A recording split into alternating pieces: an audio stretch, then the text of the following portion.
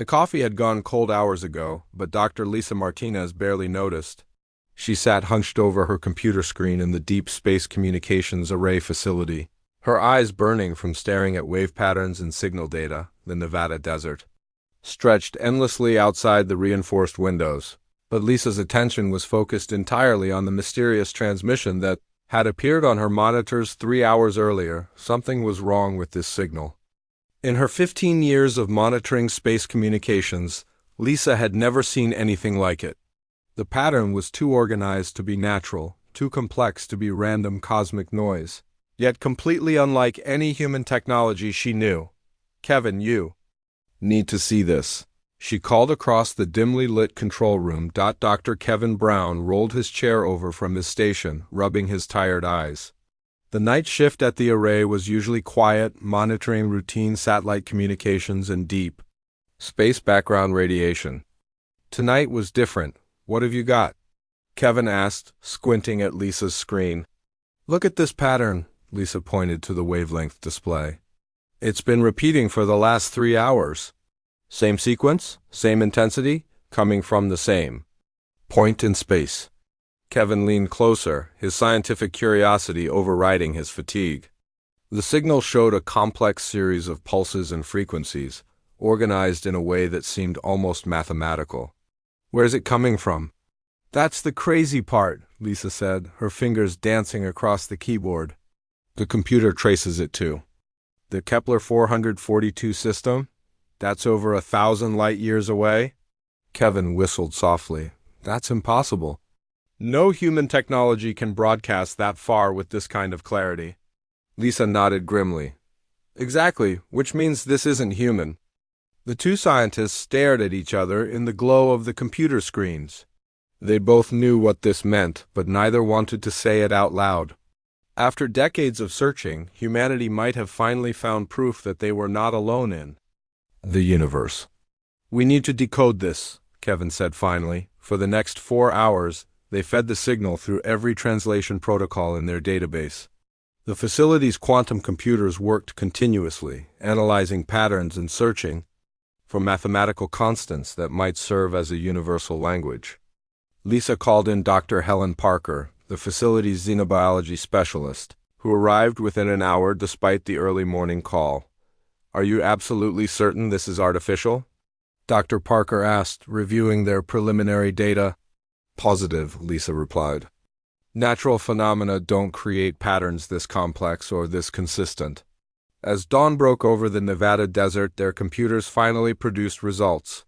The translation was rough, filled with gaps and uncertainties, but the core message was clear enough to make all three scientists fall silent. The signal was a distress call. The message spoke of a species called the Zilani, describing themselves as peaceful beings dedicated to science and art.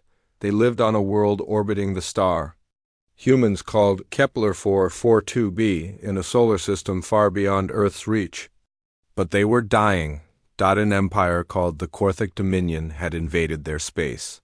The message described massive warships, weapons that could destroy entire cities, and a ruthless enemy that showed no mercy to civilian populations. The Zilani had tried diplomacy, offering tribute and technology in exchange for peace. The Korthak had taken everything and continued their attack. "We are not warriors," the translated message read. "We know only peace and learning. Our weapons are tools of research, not war. The Korthak destroy our cities and harvest our people. We have sent this message to any who might hear, though we do not expect salvation. We face extinction within days." The message included coordinates, technical data about the Korthak forces, and detailed information about Zilani society. It painted a picture of a highly advanced but completely peaceful civilization, being systematically destroyed by a militaristic empire. Dr. Parker was the first to break the silence. "We have to report this immediately." Within 2 hours, the discovery reached the highest levels of Earth's government. Admiral Jake Morrison, commander of the United Earth Defense Force, received the initial briefing in his Pentagon office. His weathered face showed no emotion as he reviewed the translated message, but his knuckles were white as he gripped the tablet.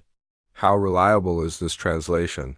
He asked Dr. Parker, who had been flown to Washington on a military transport. The mathematical portions are nearly perfect, she replied. Universal constants don't lie. The linguistic elements are more uncertain, but the core message is consistent across multiple interpretation methods.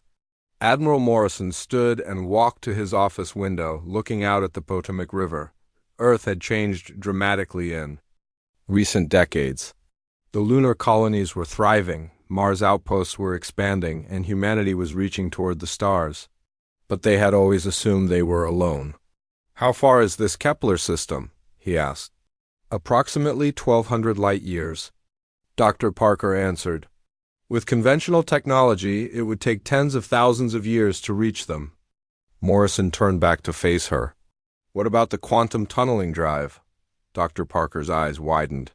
The quantum tunneling project was humanity's most classified space technology, still in experimental stages. Only a handful of people knew it. Existed, and fewer still understood how it worked. Theoretically possible, she said carefully. But we've never tested it over such distances. And even if it works, we're talking about one experimental ship against an entire alien empire. Morrison activated his secure communications system. Within minutes, he was connected to world leaders across the globe. The emergency session of the Global Council convened within hours. With representatives joining virtually from every major nation on Earth, the debate was intense. Some argued that Earth should focus on its own defense, preparing for the possibility that the Korthik might eventually discover humanity.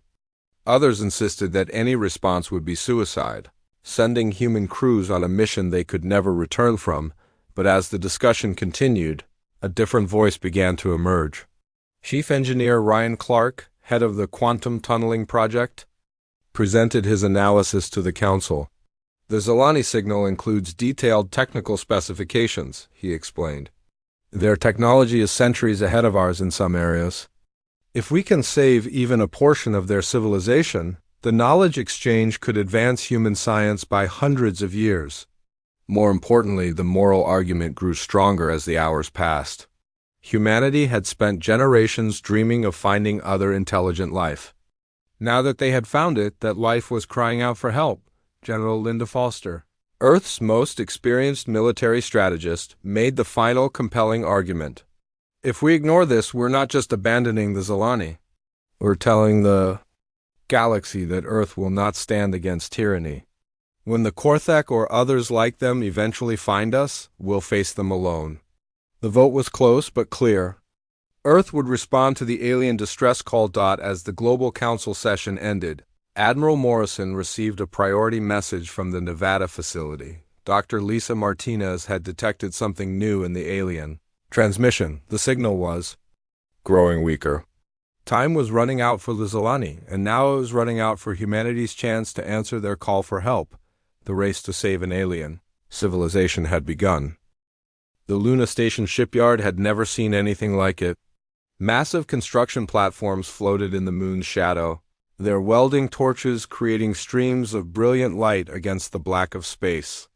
Workers in pressure suits moved like tiny ants across the growing hulls of 7 warships, the largest fleet humanity had ever built for a single mission. Captain Alex Rodriguez floated near the observation deck, watching the construction of his future command. The Ed's Defiance was taking shape before his eyes, its angular hull designed for both speed and combat. At 400 meters long, it was the largest warship Earth had ever constructed, bristling with weapons that had never been tested in real battle. She's beautiful, isn't she? Chief Engineer Ryan Clark drifted up beside him, his tablet showing the ship's technical specifications. She's deadly, Rodriguez replied. The question is whether she's deadly enough. The past 6 months had transformed Luna Station from a simple way station into the busiest military facility in human space. Every nation on Earth had contributed resources to the mission. Japanese engineers worked alongside Russian weapons specialists, American pilots trained with European tacticians. The artificial barriers that had divided humanity for centuries seemed meaningless when faced with the vastness of space and the urgency of the Zelani crisis. Rodriguez had been chosen to command the mission, after a selection process that tested every aspect of his abilities. His experience fighting pirates in the asteroid belt and leading peacekeeping forces on Mars made him Earth's most qualified interstellar commander. But even he wondered if his training was enough to face an alien empire. Captain Rodriguez to the briefing room. The station's communication system announced. The briefing room was crowded with the officers who would soon risk their lives in unknown space. Lieutenant Maya Johnson sat at the tactical station, her dark eyes studying fleet formations on her screen. Commander Steve Adams reviewed engineering reports while Dr. Amy White checked medical supply lists for the 100th time. Admiral Morrison's face appeared on the main screen. Transmitted from Earth. Ladies and gentlemen, we have our final intelligence report on the Korthik Dominion. Dr. Gary Turner, the mission's intelligence analyst, stood to address the group.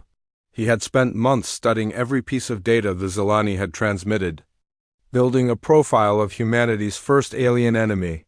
The Korthik appear to be a hierarchical species, Turner began, displaying images decoded from the Zelani signals. They organize their society around military conquest and view other species as inferior. Their technology focuses on overwhelming force rather than tactical innovation. The images showed massive alien ships, angular and brutal in design. The Korthik themselves appeared as large, insect-like creatures with thick armor plating and multiple limbs. Their weapons were crude but powerful, designed to destroy rather than capture. They've conquered at least 12 different species over the past century, Turner continued. In every case, they used the same strategy. Massive fleets, direct assault, complete destruction of resistance. They've never faced an enemy that fought back effectively. Lieutenant Johnson raised her hand. What about their weaknesses? Turner smiled grimly. That's where it gets interesting. The Korthak have never developed advanced tactics because they've never needed them. They rely on fear and superior numbers. Their command structure is rigid, with little room for individual initiative. General Linda Foster, joining the briefing from Earth, added her analysis. Every military force develops according to the opposition it faces. The Korthak have only fought peaceful species. They've never encountered predators. The word hung in the air. Predators. It was how the rest of the galaxy would come to know humanity. But none of them understood that yet. Rodriguez studied the tactical displays. 7 ships against thousands. How do we make this work? By not fighting their kind of war, Foster replied. We don't engage their main fleet. We hit supply lines, command posts, isolated units. We make them afraid of the dark. The training began immediately. Luna Station simulation centers ran continuous combat scenarios, testing every possible encounter with Korthik forces. The crews practiced zero-gravity boarding actions, ship-to-ship combat, and emergency repairs under fire. Dr. Amy White worked with her medical team to prepare for treating both human and alien injuries. The Zelani had provided enough biological data for her to develop basic medical protocols, but she knew they would be improvising once the fighting began. We're not just doctors on this mission, she told her staff. We're diplomats, scientists, and sometimes warriors. The Zelani will judge all of humanity by how we treat their wounded. Commander Steve Adams faced perhaps the greatest challenge. The quantum tunneling drive had only been tested on unmanned probes. Scaling it up to move 7 warships across 1,200 light-years was a leap into the unknown. The power requirements are enormous, he explained to his engineering teams. We'll be pushing every system beyond its design limits. Once we tunnel, there's no guarantee we can tunnel back. The weapon systems were equally experimental. Earth's military had developed new technologies specifically for the mission. Plasma cannons that could cut through alien armor. Kinetic missiles that struck with the force of small asteroids. Point defense systems designed to stop weapons they had never seen. Lieutenant Johnson spent her days studying Korthik fleet movements, looking for patterns in their formations. They always attack from the same angle, she observed. Same formation, same timing? It's like they're following a manual. Probably because they are, Rodriguez replied. A species that's never lost doesn't see the need to change. As the ships neared completion, Earth's population watched with growing excitement and fear. The mission had captured the imagination of every human alive. Children drew pictures of the fleet. Scientists published papers on interstellar warfare. Artists created songs about humanity's first steps toward becoming a galactic power, but those closest to the mission understood the reality. They were flying into the unknown to face an enemy that had conquered half a sector of space. The odds of return were small. The odds of success were smaller. The final weeks brought a stream of volunteers. Pilots who had never left Earth's orbit requested transfers to the fleet. Engineers abandoned comfortable civilian jobs to join the mission. Even civilians asked to be included, wanting to be part of humanity's greatest adventure. Rodriguez had to turn most of them away. The ships could only carry so many people, and every berth had to go to someone essential to the mission's success. Dr. Helen Parker arrived from Earth with the final piece of the puzzle. Her team had developed a crude translation protocol for real-time communication with the Zilani. It was imperfect, but it would allow basic coordination once they reached the battle zone. The Zilani have agreed to provide us with detailed intelligence once we arrive, she reported. They're also preparing to assist in any way they can, though their capabilities are limited. The launch date approached faster than anyone expected.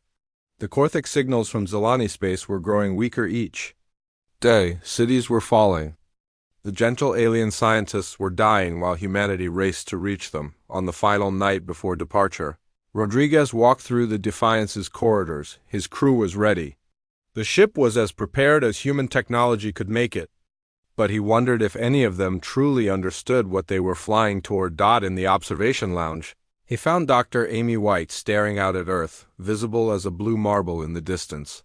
Second thoughts? He asked. Every minute, she replied. But not about going, about whether we're enough, Rodriguez nodded. 7 ships against an empire. A few hundred humans against millions of aliens. It seemed impossible, but impossibility had never stopped humanity before. The next morning, the fleet prepared for humanity's first interstellar war. The quantum tunnel collapsed behind them with a flash of light that painted the hulls of 7 human warships in brilliant colors. Captain Alex Rodriguez gripped the arms of his command chair as the EDS Defiance shuddered back into normal space. Around him, his bridge crew worked frantically to assess their new surroundings. All ships reporting successful transition, Lieutenant Maya Johnson announced from her tactical station. We're in the Kepler 442 system. Rodriguez stared at the main screen as the ship's sensors painted a picture of an alien solar system. 3 planets orbited the distant star, but his attention focused immediately on the second world. Even from this distance, he could see the glow of massive orbital installations and the movement of countless ships. "My God," whispered Commander Steve Adams, "look at the size of that fleet." The tactical display filled with red contacts as the ship's computers cataloged the alien vessels surrounding the Zilani homeworld. Thousands of ships, ranging from small fighters to massive dreadnoughts that dwarfed anything humanity had ever built. The Korthic Dominion had brought enough firepower to destroy a dozen worlds. "Signal from the planet's surface," reported communications. Officer Pete Harris. "It's on the frequency the Zilani provided." "Put it through," Rodriguez ordered. The bridge filled with a strange harmonic sound, like crystal chimes mixed with musical tones. Dr. Helen Parker's translation device worked for several moments before producing words in accented English. "Unknown vessels, please identify yourselves. This is Elder Vashtar of the Zilani Council, speaking from the emergency shelters beneath our capital city." Rodriguez activated the response system. "Elder Vashtar, this is Captain Alex Rodriguez of the Earth Defense Ship Defiance. We received your distress signal. We're here to help." The silence that followed stretched for nearly a minute. When the response came, the harmonic tones carried obvious emotion even before the translator converted them to words. "You came? Across the vast darkness, you actually came?" We had given up hope that anyone would hear our call, much less answer it. "We're not just anyone," Rodriguez replied. "We're humans, and humans don't abandon people who ask for help." The first meeting with the Zelani took place in a heavily shielded bunker 3 kilometers beneath their capital city. Rodriguez, Dr. Parker, and a small security team used the Defiance's shuttle to reach the planet's surface, avoiding the Korthic patrols through careful navigation and stealth technology. The Zelani were unlike anything the humans had imagined. Elder Vashtar stood nearly 3 meters tall, his body composed of what appeared to be living crystal that shifted color with his emotions. His voice created music when he spoke, and his movements had a grace that seemed to defy gravity. "Your species is much smaller than we expected," Vashtar observed, his crystal form shifting to pale blue. "But there is something different about you. Something the Korthek do not possess." "What do you mean?"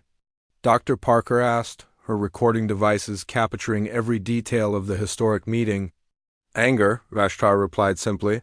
"When you heard of our plight, you became angry. The Zelani do not understand anger as a tool. We see it as a destructive force. But you have turned it into something else."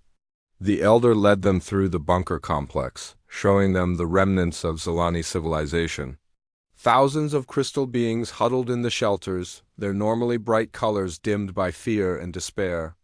Children barely a meter tall clung to their parents, their surfaces flickering with patterns that Dr. Parker's equipment couldn't translate. "We are a peaceful people," Vashtar explained as they walked. "For 10,000 years we have known no war. Our weapons are tools for mining and construction. Our ships are designed for exploration and trade. When the Korthik came, we tried to reason with them." "What happened?" Rodriguez asked, though he suspected he already knew the answer. They laughed. Vashtar's form shifted to deep red. "They took our offerings of friendship and burned our cities. They told us we were weak and deserved only death or slavery. We learned too late that some species cannot be reasoned with." The tactical briefing took place in the bunker's command center, where surviving Zelani scientists shared everything they knew about their attackers. The Korthik Dominion had arrived 6 months earlier with a fleet of over 3,000 ships. Their tactics were simple and brutal, overwhelming force applied without mercy. "They are led by War Master Thekalon," explained researcher Crintle, a younger Zelani whose crystal form sparkled with nervous energy. "He commands from a massive ship they call the Devourer. It is larger than our entire space station." The intelligence was sobering. The Korthik possessed energy weapons that could melt through Zelani crystal architecture like it was paper. Their ships were heavily armored and designed purely for destruction. They had no interest in preserving anything of value, viewing conquest as an end in itself. But Dr. Gary Turner, studying the data from his position aboard the Defiance, noticed something interesting. "Their formations never change," he reported to Rodriguez over the communication link. "Same attack patterns, same ship positions, same timing. It's like they're robots following a program." Lieutenant Johnson reviewed the tactical situation from orbit. "They've got patrol routes around the planet, but they're predictable. Same ships, same times, same paths. If we time it right, we can hit isolated groups." Rodriguez felt a grim smile cross his face. The Korthak had never faced an enemy that fought back intelligently. They were used to overwhelming peaceful species through sheer force.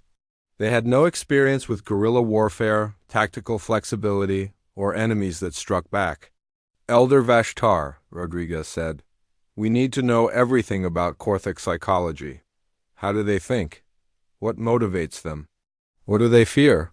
The elder's form shifted through several colors before settling on pale green. "They fear nothing. Captain Rodriguez, that is their weakness. They have conquered so many peaceful species that they believe themselves invincible. They do not plan for failure because they have never experienced it." Dr. Nina Brooks, the mission's psychologist, joined the meeting via video link from the Defiance. She had been analyzing Korthik communication patterns and behavioral data for hours. "Captain, I think I understand their structure.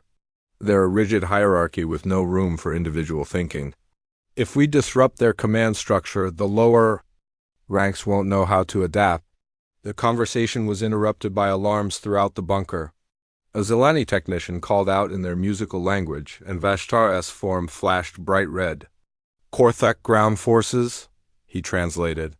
"They've found one of our shelter entrances. The attack will begin in minutes." Rodriguez was already moving toward his shuttle. "We need to get back to the ships. It's time to show the Korthek what happens when they threaten our friends." As the human team prepared to leave, Elder Vashtar approached Rodriguez. "Captain, your people are brave beyond measure to come so far to help strangers. But the Korthek have destroyed every species that opposed them. What makes you think you can succeed where others have failed?" Rodriguez paused at the shuttle door. "Because those other species were alone, Elder. We're not fighting as Zelani or humans. We're fighting as allies. And there's something else the Korthek have never faced before." "What is that?" "A species that evolved from predators on a world that tried to kill us every day. The Korthek think they're the hunters. They're about to learn what real predators look like." The shuttle lifted off as explosions began to rock the surface above. The war for the Zelani homeworld was about to begin, and humanity was ready to show the galaxy what happened when someone threatened their friends. As the Defiance prepared for its first combat action, Rodriguez received a message from Admiral Morrison on Earth. "The whole world is watching, Alex. Show them what humans can do." Rodriguez smiled as he took his position on the bridge. "All ships, this is the Defiance. Time to go hunting." The first Korthek patrol never saw the attack coming. Lieutenant Maya Johnson watched from the Defiance's tactical station as 3 enemy vessels moved through their routine patrol route near the system's outer asteroid belt. They had been following the same path for weeks. Confident that no threat existed in the empty space between planets, they were wrong. The EDS Guardian and Easy's Valiant emerged from behind a large asteroid, their weapons already charged and targeting. Systems locked? The Korthek ships had just enough time to register the human vessels before plasma fire tore through their hulls. In 30 seconds, 3 alien warships became expanding clouds of debris. "First blood to humanity," Captain Alex Rodriguez announced over the fleet communication channel. "All ships begin Phase 2. The human fleet had scattered across the Kepler 442 system like ghosts, using stealth technology and careful positioning to avoid the main Korthek forces.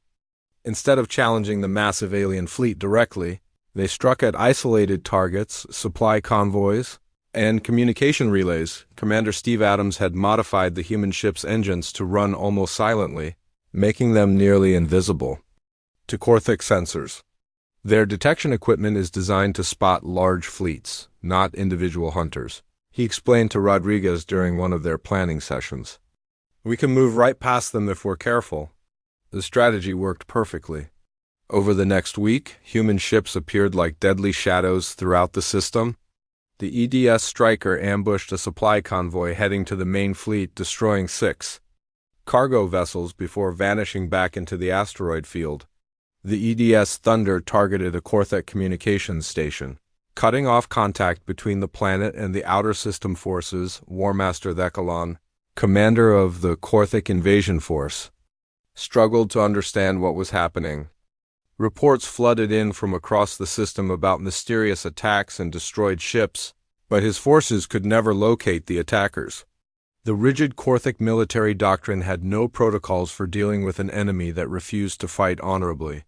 "These humans fight like cowards," he growled to his subordinates aboard the massive command ship Devourer. "They strike from hiding and flee when we respond. This is not how wars are fought." But the attacks were having their intended effect. Korthek morale began to drop as patrol ships failed to return and supply lines were disrupted. The aliens had expected to face defenseless Zelani, not skilled predators that stalked them through the darkness of space. Dr. Nina Brooks monitored Korthek communications from her station aboard the Defiance, analyzing their psychological responses to the guerrilla campaign. "They're getting frustrated," she reported to Rodriguez. "Their rigid hierarchy means lower-ranking officers can't adapt to new situations. They keep asking for orders that their commanders can't give. The breakthrough came when Lieutenant Johnson identified a pattern in Korthic fleet movements. They're reorganizing, she told Rodriguez, pointing to her tactical display.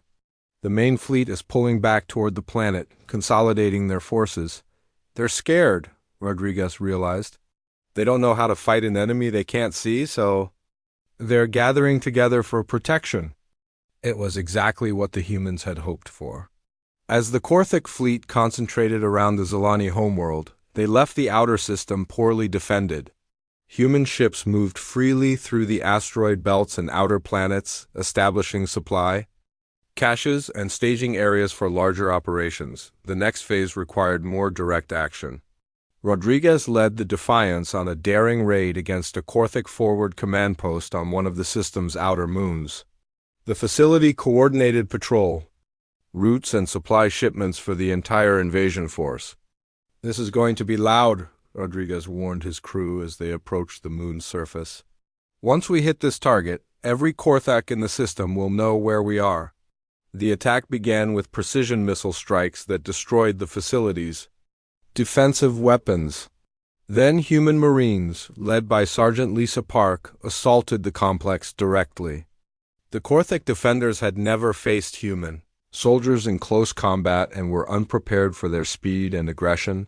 The aliens were larger and stronger than humans, but they moved slowly and relied on overwhelming firepower rather than tactics. The human Marines used speed and cover to outmaneuver them, striking with surgical precision. Within 2 hours, the command post was destroyed and its data cores captured. The intelligence they recovered changed everything. Commander Adams worked with Solani scientists to analyze Korthic technology, discovering weaknesses in their ship designs and weapon systems. "Their armor is strong but brittle," he explained to the assembled fleet commanders. "High frequency vibrations can shatter it. We can modify our weapons accordingly." More importantly, the captured data revealed the Korthic fleet's complete organizational structure. Dr. Gary Turner identified key command ships and their communication protocols. "If we can eliminate their command vessels, the rest of their fleet will be paralyzed," he reported. But the success came at a cost. War Master Thecalon, enraged by the destruction of his command post, ordered massive bombardments of Zilani civilian areas. Entire cities vanished under waves of plasma fire as the Korthak took out their frustrations on helpless targets. Elder Vashtar's emergency transmission reached the human fleet hours later. His crystalline form had turned deep black with grief. "They are killing our children, Captain Rodriguez. Thousands die with each bombardment. We understand if you must withdraw to save yourselves." Rodriguez felt anger burn in his chest as he watched footage of the destroyed Zilani cities. These were not military targets, but schools, hospitals, and cultural centers. The Korthak were committing genocide out of spite. "Withdraw?" Rodriguez said into his communicator. "Elder, we haven't even started fighting yet." The escalation led to the first major fleet engagement. The Ed's Liberty, commanded by Captain Sarah Blake, encountered a Korthic squadron while investigating a distress signal from Zilani refugees. Outnumbered 4-1, Blake had to fight her way out of a carefully planned ambush. "They knew we were coming," Blake reported as her damaged ship limped back to the rendezvous point. "They're learning to predict our movements." But the engagement had an unexpected result. The Liberty's new weapon modifications, based on captured Korthak technology, proved devastatingly effective. Blake's ship destroyed 2 enemy vessels and crippled a third before withdrawing, demonstrating that human ships could win direct confrontations when the odds were more even. Word of the victory spread throughout the Zilani resistance networks. For the first time since the invasion began, the crystal beings began to hope. Some even started fighting back, using their scientific knowledge to create makeshift weapons and defensive systems. Dr. Amy White established mobile medical stations to treat both human and Zilani casualties. Working with Zilani healers, she developed new techniques for treating crystal-based biology and human injuries simultaneously. "We're not just fighting together," she observed. "We're learning to heal together." The psychological warfare campaign intensified as Dr. Brooks identified specific fears within Korthak culture. She developed targeted propaganda that exploited their rigid social structure, broadcasting messages that questioned the competence of their leadership and the wisdom of fighting humanity. Doubt is spreading through their ranks, she reported. They're starting to believe that humans are something they can't defeat. As the fourth week of fighting began, the Korthak fleet had lost over 200 ships to human attacks. Their supply lines were in chaos, their communication networks were disrupted, and their morale was cracking. But they still outnumbered the human fleet by more than 100 to 1. War Master Thekkalon made a desperate decision. He would end the war with one massive assault on the human fleet, using every ship at his disposal. The message he sent throughout his forces was simple: find the human vessels and destroy them all. Show no mercy. Rodriguez received intelligence about the planned attack from Zilani resistance fighters who had intercepted Korthak communications. The entire enemy fleet was coming for them, and there would be no place to hide. "Sir," Lieutenant Johnson asked quietly, "what are our orders?" Rodriguez looked at the tactical display showing thousands of red contacts moving toward their position. 7 human ships against an entire alien armada. The odds were impossible, but that had never stopped humanity before. "We give them exactly what they want," he said. "A final battle. Time to show the galaxy what happens when you threaten Earth's friends." The space around the Zilani homeworld had become a graveyard of broken ships and twisted metal. Captain Alex Rodriguez stood on the bridge of the EDS Defiance, watching as the largest fleet battle in human history unfolded around him. 3,000 Korthak vessels moved in massive formations toward his 7 ships, their hulls black against the stars. "All human vessels, this is Rodriguez," he announced over the fleet communication channel. "Remember, we're not here to win a fair fight. We're here to save our friends and send a message to the galaxy. Let's show them what humans can do." The Korthak fleet advanced like a moving wall of destruction, their weapons already charging for the attack. War Master Thekkalon had committed every ship under his command to this final assault, determined to crush the humans who had humiliated his forces for weeks. But the humans were not alone. Elder Vashtar's voice came through the communication system, his crystal form now glowing bright gold with determination. "Captain Rodriguez, the Zilani will not hide while our friends fight for us. We may not be warriors, but we are not defenseless." Across the planet's surface, Zilani crystal spires began to glow with accumulated energy. The peaceful aliens had converted their mining and construction tools into massive planetary defense weapons.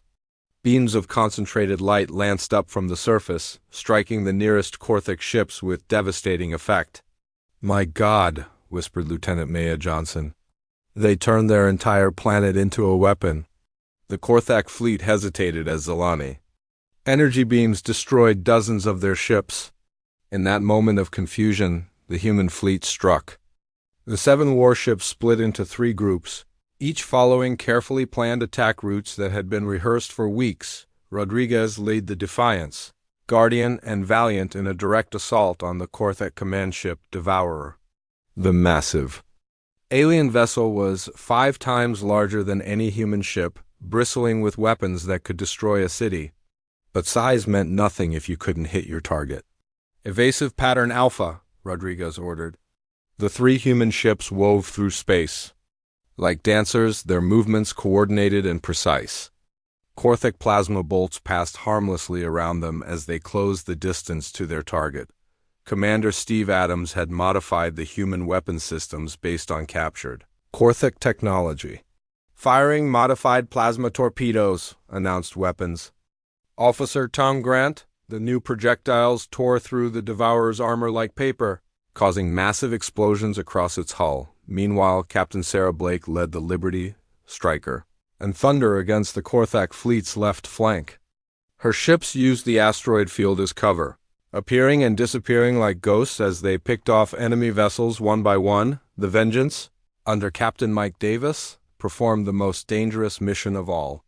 His single ship dove deep into the Korthak formation, targeting their communication vessels and command ships.